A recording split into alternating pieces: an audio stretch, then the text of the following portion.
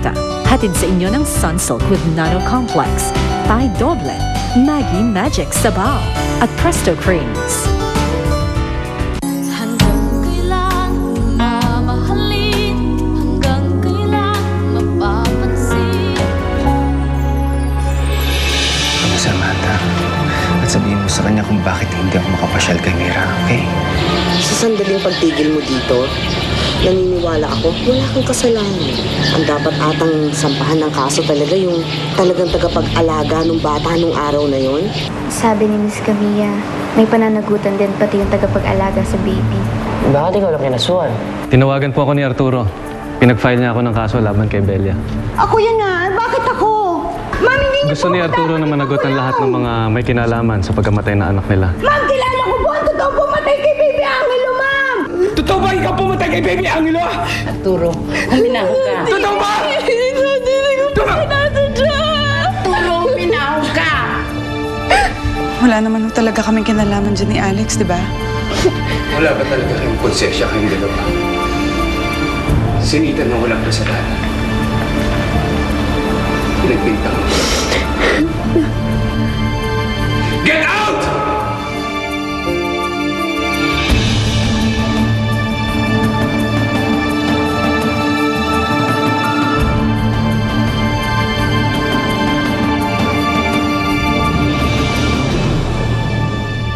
Ako, Prince, baka naman ikaw hinahanap na ng nanay mo, ha? Oo nga. Nagpaalam naman po ako. Mabuti naman, sinasamahan niyo. Magandang araw. Ben. Anak. Anita, Amanda, may maganda akong balita. Ano? Nakausap ko yung kaibigan kong polis. Dinala daw sa presinto si Belia. Umamin na raw siya kung sinong totoong nakapatay sa bata. Sino? Si Misty. Si Misty?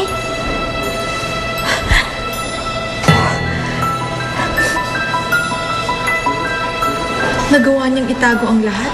At kasabot si Danica at si Alex. Sinasabi ko na nga ba umiiwas sila tuwing pinag-uusapan ng kasong yun. Anak, pinatunayan na natin na wala kang kasalanan. Salamat, Ben.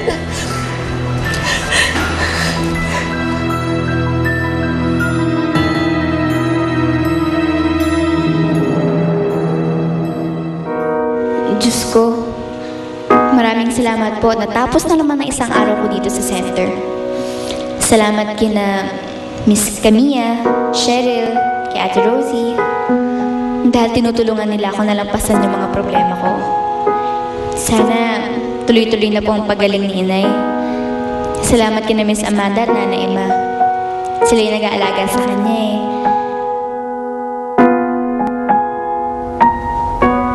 Sana makalabas na rin po ako dito para ako na makapag-alaga sa kanya. Amen. Bitawan mo ako! Ano ba? Ayoko dito! Ano ba? Ayoko dito!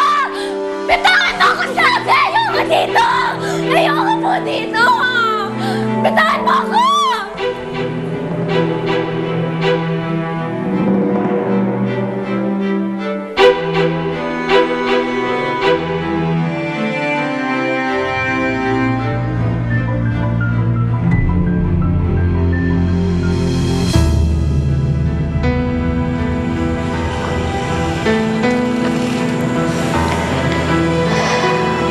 Nita? Gabing-gabi na. Ba't nandito ka pa sa labas? Miss Camilla, bakit po pala nandito si Misty? Umamin na siya, Nita. Siya ang nakapatay sa kapatid mo. Ang mahalaga, absuelto ka na sa kaso mo. Aayusin ko na kagad ang release papers mo para makasama mo na ulit ang inay mo.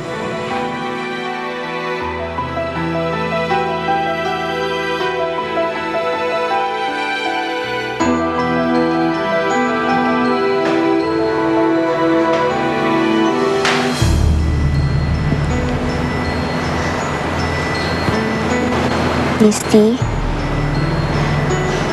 kung kailangan mo ng makausap dito, hanapin mo lang ako ah. I don't need you. Alam ko namang galit ka rin sa akin eh. Alam kong nagkukunwari ka lang na gusto mo akong kausapin. Hindi naman ako galit sa'yo eh. Plastic! Galit ka dahil ikaw na pagbintangan at hindi ako. Misty,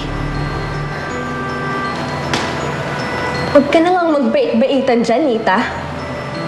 Magpakatotoo na tayo. Labas na naman ang totoo, di ba? Maggalit ka rin sa akin tulad ni na Daddy at Lola. Nila Tita Danica at Tita Alex. Sumama ka na sa kanila at magalit ka na rin sa akin. Misty. Oo nga naman. Bakit ka nga naman magagalit sa akin, di ba? Kung tutuusin, dapat nga matuwa ka pa eh. Dahil sa akin, sa'yo na ulit si Mommy. Dahil sa akin, magsasorry sa'yo si Daddy. At dahil sa akin, ikaw na lang ang anak nila. Dahil napatay ko na yung kapatid mo. Pero hindi mo naman talaga siya gusto, di ba? Hindi totoo yan. Hindi mo siya gusto. Dahil siya lang ang totoong anak nila, Mommy at Daddy. At alam mong mawawala ang atensyon nila sa'yo. Kaya ginusto mo yun. Ginusto mo rin mamatay si Baby Angelo!